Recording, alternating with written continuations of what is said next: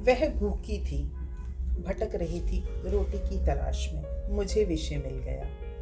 वह भूखी थी, भटक रही थी रोटी की तलाश में, मुझे विषय मिल गया। और मैंने लिख दी एक मार्मिक कविता।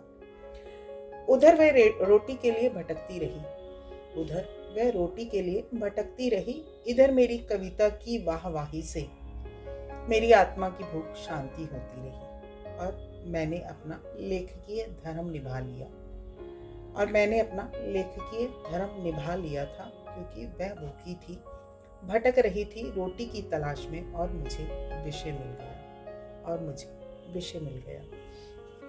नमस्कार दोस्तों, मैं हूं आपकी दोस्त पूजा खत्री। एक बार फिर आपसे रूबरू हूं अपने चैनल जीवन के आयाम से।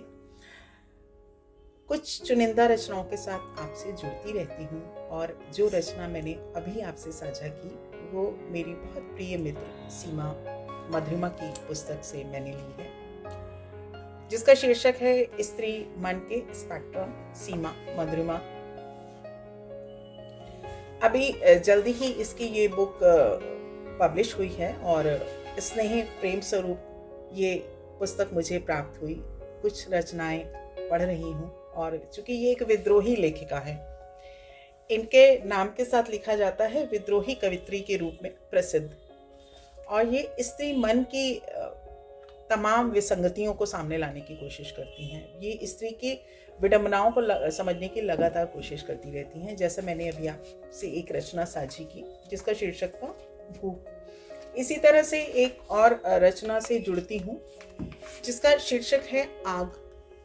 वह गरीब थी, भूखी, पेट में भूख की आग थी जिसे रोटी से बुझना था। देखिए, कटाक्ष है, व्यंग्य के तौर पे हम सामाजिक विसंगतियों को सामने लाने की जो कोशिश करता है, वो एक साहित्यकार की बहुत बड़ी उपलब्धि है कि वो शब्दों में वो लिख देता है जो समाज को वो आईने के रूप में दिखाना चाहता है। और सीमा मधुरिमा की यही खास बात जो मुझे बहुत लुभाती है, और मैं चाहूंगी कि जो रचना मैं आपसे साझा कर रही हूँ, मैं उम्मीद करती हूँ कि वो भी आपको पसंद आएगी।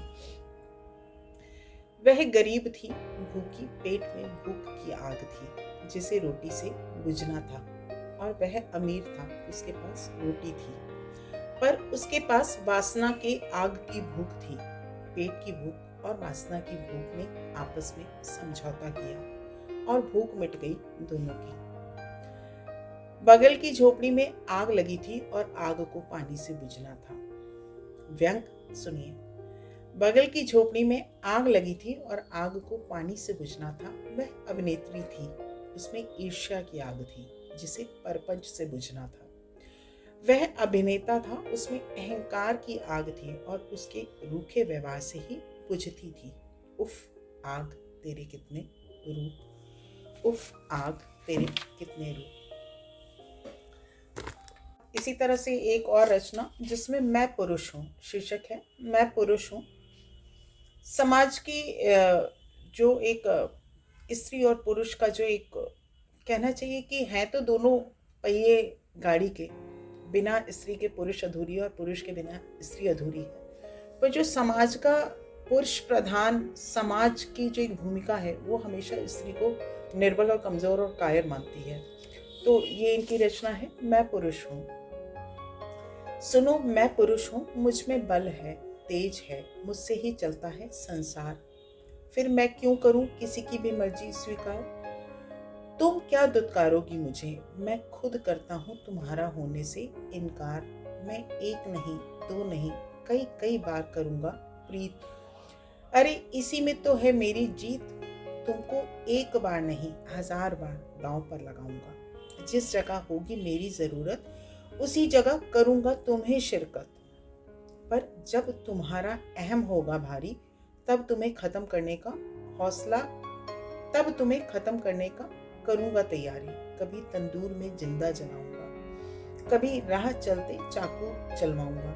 इन सबके बीच भी नहीं झुकेगी तू, तब तुझ पे सैकड़ों लांछन लगवाऊंगा। मैं पुरुष हूँ, मैं पुरुष हूँ। जब 60-70 का हो जाऊंगा, 20 साल की लड़की को ब्याह लूंगा। मैं पुरुष हूँ, सदियों से मेरी ही चलती है, सदियों से मेरी ही मर्जी चलेगी। कभी मेरे छल से सीता जली थी, ना मेरे ऊपर द्रौपदी की चली है। खींच लिया है बीच दरबार में उसका चीर, क्या कर लिया उसने दिखाकर पीर। एक बार अकेले में मुझ पर हंसी थी, तब से मेरे ज़हन में उसकी हंसी फंसी थी। हाँ मैं पुरुष हूँ, मुझसे ही दुनिया चली है, मुझसे ही चलेगी। मैं तो खुद एक छलिया हूँ, दुनिया क्या मुझे चलेगी, क्योंकि मैं एक पुरुष हूँ, मैं पुरुष हूँ।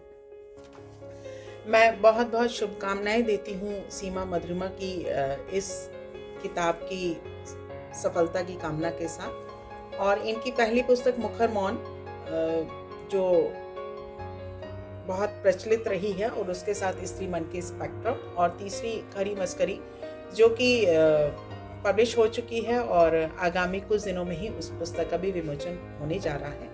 मैं इन तीनों किताबों के लिए सीमा मधुरिमा को बहुत बहुत शुभकामनाएं देती हूँ, बहुत बहुत बधाई देती हूँ और उज्जवल भविष्य की कामना करती हूँ। आप सभी को मेरा नमस्कार।